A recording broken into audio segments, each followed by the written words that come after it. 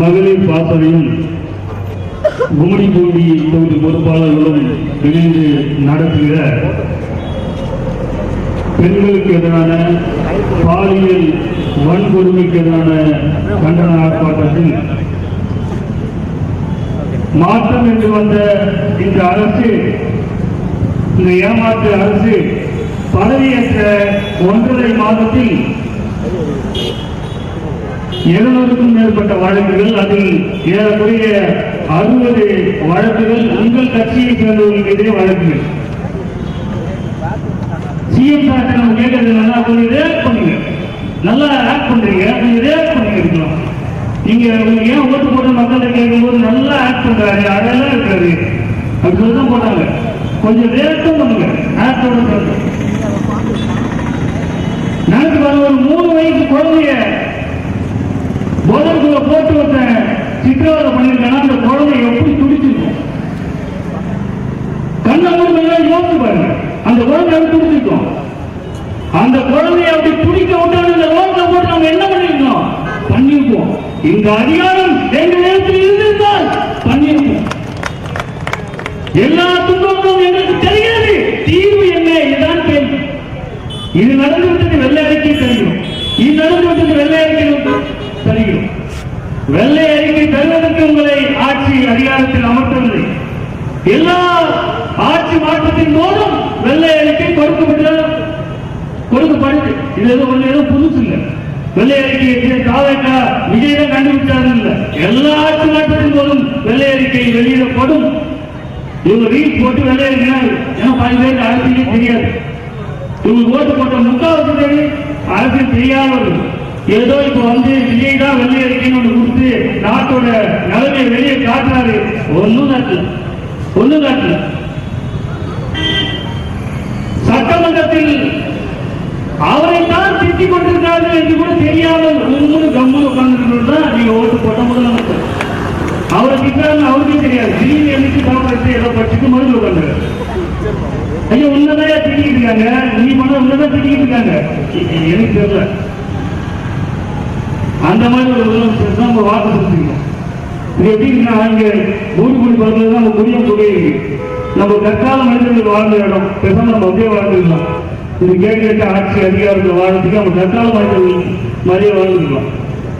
மாற்றத்தை விரும்பிய மக்கள் நாங்கள் இந்த இடத்திலே நின்று எங்கள் இளமையை தொலைத்து விட்டு போராடி கொண்டிருப்பதற்கு காரணம் எங்கள் பெரியப்பாவும் மாவும் சித்தப்பனும் இந்த திமுகவும் அதிமுகவும் இந்த நிலத்தை கொள்ளையடித்த கட்சிகள் என்று தூக்கி எறியாமல் அவர்களுக்கு போஸ்டர் வெட்டி கொடி பிடித்து அவர்கள் பின்னால் வாழ்க ஒழிய சொல்லி நீங்கள் பிரிந்ததன் விளைவு இன்று யார் எவர் என்று அரசியல், மக்கள் சேவை, மக்கள் நலனுக்கான வேலை எதுவும் தெரியாதவர்களுக்கு வாக்கு செலுத்தக்கூடிய மக்களாக நம் மக்கள் மாறிவிட்டார்கள். ஒன்னும் தாவேக்காக அப்படி போட்டு அலை அடிச்சுட்டு ஒரு அலை அடிக்கல. எல்லாத்தையும் 500, 700, 300, 400 ஓட்டு வாங்கினா இந்த அரசு ஜெயிச்சிருக்கு. அது யார் போட்ட ஓட்டு? ரீல்ஸை பார்த்துவிட்டு இந்த நடிகர் வந்தால் நல்லா இருக்கும் என்று நம்பி என் மக்கள் ஏமாந்து போட்ட வாக்கு. தொடர்ச்சியாக இங்கே நடக்கிற அத்தனை அவலத்தையும் என் மக்கள் பார்த்துக் கொண்டுதான் இருக்கிறார்கள். மாற்று என்று வந்த கட்சி தீய சக்தி. நீங்க தீய சக்தியோட நீச்சி, அதே பாலியல் வன்கொடுமை, அதே மணல் கொள்ளை, அதே டாஸ்மார்க் 10 ரூபா, எல்லாத்தையும் தான். என்ன மாற்று? ஏதாவது ஒன்றுல தினமும் டாஸ்மார்க் 10 ரூபா கூட வைக்கிறாங்க. நீங்க எடுத்த நடவடிக்கை ஒரு ஆன்மீக அரசு தன் மீது வருகிற குறைகளுக்கு உடனே நடவடிக்கை எடுக்கணுமா? யார் முடியுமா? முடியாது. 10 ரூபாய் படிக்க முடியுமா? முடியாதா? சொல்லுங்க. இல்ல கொடுத்தா வாங்கணும் சொல்லிடு, வாங்கணும். ஹீரோ ஓடுவார், தாய் கட்ட ஓடுவாரு, நடுவில் இல்லைன்னா அடிச்சு போடுவாரு, தாய் கட்டுவாரு. அப்படியே அதோட ஷாட் முடிச்சிடும். அடி வாங்கணும், எங்க போய் படுத்தான், எந்த ஆஸ்பத்திரிக்கு போனா எதுவும் தெரியாது. நிறைய மக்கள் இருந்து வரும். எல்லாமே 20 நிறைய போட்டா எல்லாரும் கை கட்டி சூப்பர் முதல்வர் எங்கேயும் இல்லை. இப்போ டாஸ்மார்க் தனியார் பேச்சுவார்த்தை நடக்கிற வழி அதை மூடுறதுக்கான எந்த வாழ்க்கையும் நடக்கல. அன்பான மக்களே, இங்கே நடக்கிற அத்தனை பாலியல் வன்கொடுமை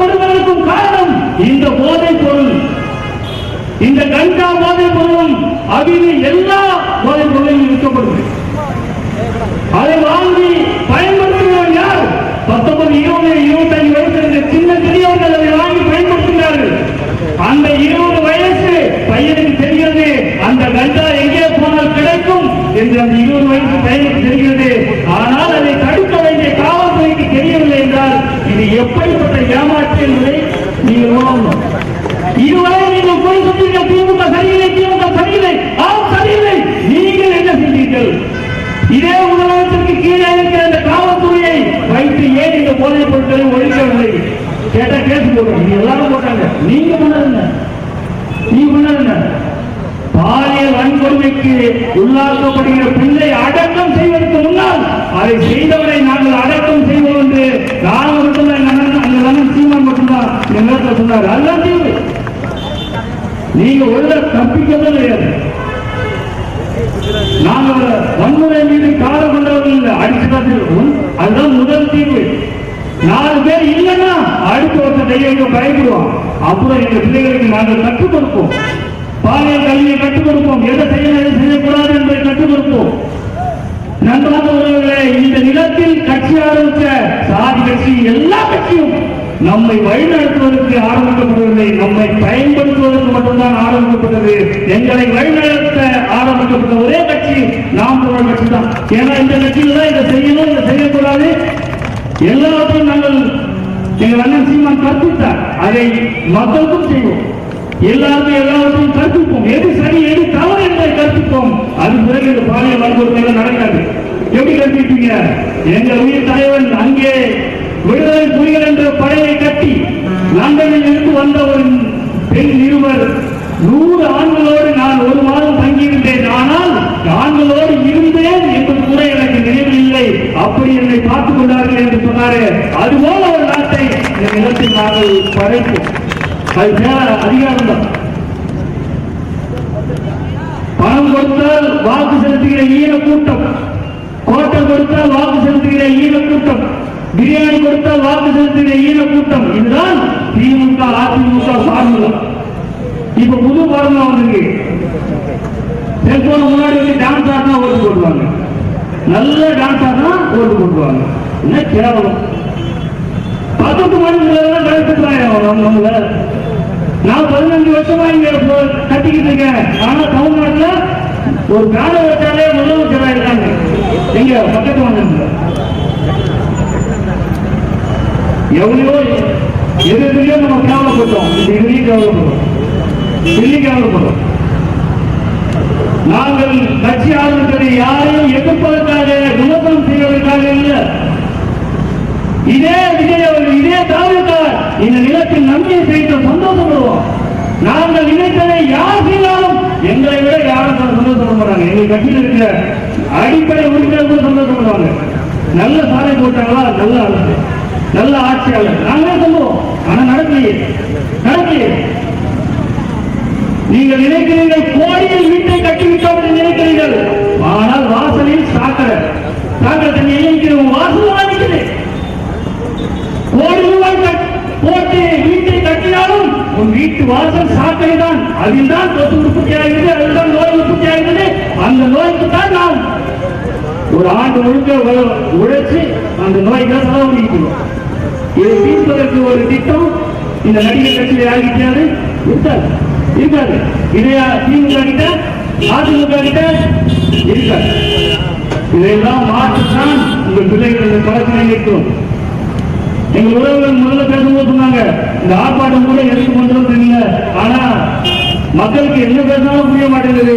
மக்களுக்கு புரியுது, முதலுக்கு சுத்தமா புரியாதுனாங்க. ஆனால் ஆர்ப்பாட்டமும் போராட்டமும் இவர்களுக்கு புரிவதற்காக மட்டும் நடத்தப்படுவதில்லை. மக்களுக்கு ஒரு நம்பிக்கையை கொடுப்பதற்காக இந்த நிலத்தில் நடக்கிற அத்தனை அநீதிகளுக்கு எதிராக நாம் தமிழர் கட்சி நிற்கும் என்பதற்காகத்தான் இந்த நிலத்தில் வந்து கட்டி கொண்டிருக்கும்.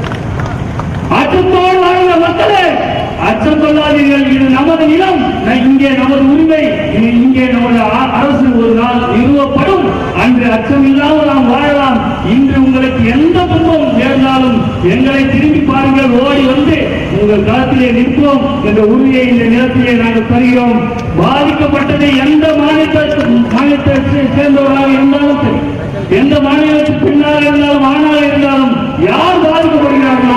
அவர்கள் பக்கத்திலே நிற்பதுதான் அறம் என்ற தமிழரின் அறத்தோடு நாம் தமிழர் கட்சி என்றும் பயணிக்கும். இங்கே நடைபெற்ற இந்த பாலியல் வன்கொடுமையை கைது செய்யப்பட்டிருந்த அத்தனை பேருக்கும் உரிய தண்டனை கிடைக்கும் வரை எங்கள் போராட்டம் தொடரும். நன்றி, வணக்கம். நாமம் தமிழர். நன்றி அண்ணா. அடுத்ததாக மாநில ஒருங்கிணைப்பாளர் அண்ணன் அன்பு அவர்கள் கண்டன உரையாற்றுவார்.